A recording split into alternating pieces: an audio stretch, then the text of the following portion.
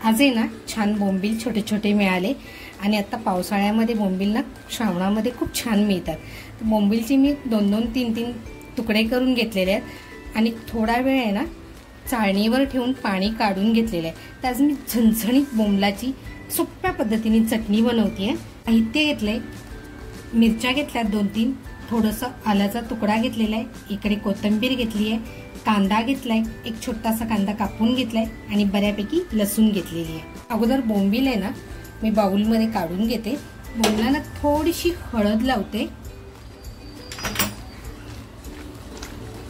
आणि मिक्स करून ठेवून देते। कांदा, लसूण, मिरची, अद्रक आणि कोथिंबीर मी खलबत्त्यामध्ये कुटून घेणार आहे।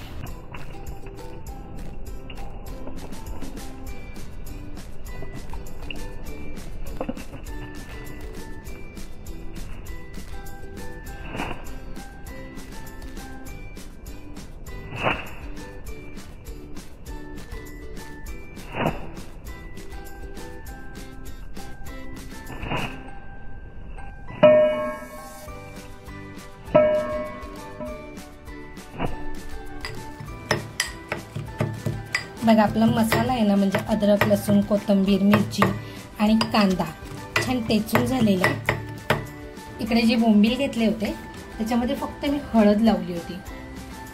चवीनुसार मीठ टाकते, घरगुती मसाला, आणि आता जो हा मसाला तयार करून घेतलाय ना तो मसाला मी याच्यामध्ये टाकते। हा छान मिक्स करून घेऊया।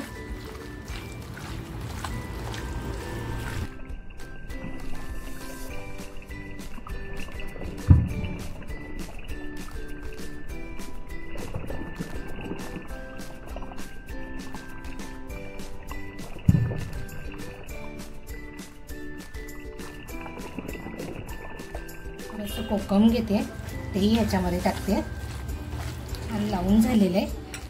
आता आहे ना फक्त मी हे पॅन मध्ये टाकणार आहे। बघा ही डिश आहे ना चटपट होणारी आहे आणि कमी तेलामध्ये, थोडंसं तेल टाकते। आता हे जे बोंबील मी लावून ठेवलेत ना ते मी तेलामध्ये सोडणार आहे।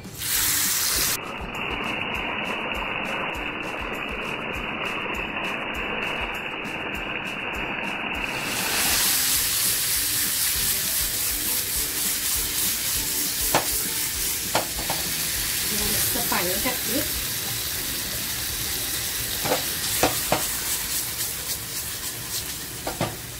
आणि 5 मिनिटं आहे ना मंद आचेवर ठेवून देते, कारण आतमध्ये जो कांदा आहे तो कच्चा आहे, तोही त्याच्यामध्ये छान फ्लेवर देणार आहे। त्याच्यामुळे तो 5 मिनिटं झाकून ठेवल्यानंतर आहे ना त्याची टेस्ट आणखीन प्रचंड वाढणार आहे। बघा 5 मिनिटं झालेली आहेत, आपण झाकण खोलून बघितलंय,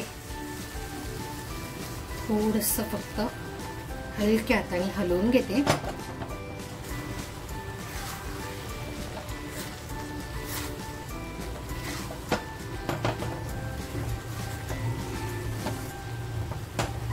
आता याच्यावरती आहे ना थोडंसं कच्चं तेल टाकते।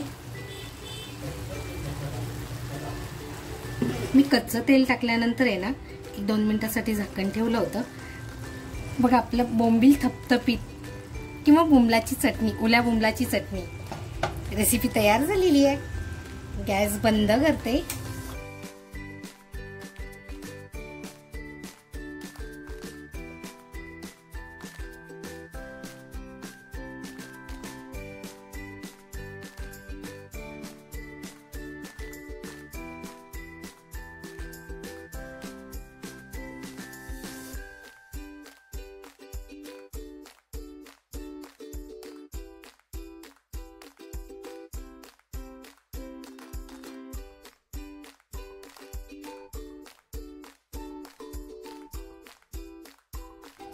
मित्रांनो, ओल्या बोंबलाची बनवलेली ही झणझणीत चटणी आणि त्याच्याबरोबर नाचणीची भाकरी, एक अप्रतिम मेजवानी। तर ही रेसिपी तुम्हाला कशी वाटली? आवडली असेल तर नक्कीच लाईक, शेअर, सबस्क्राईब करा। त्याचबरोबर स्वतःची काळजी घ्या। थँक्यू।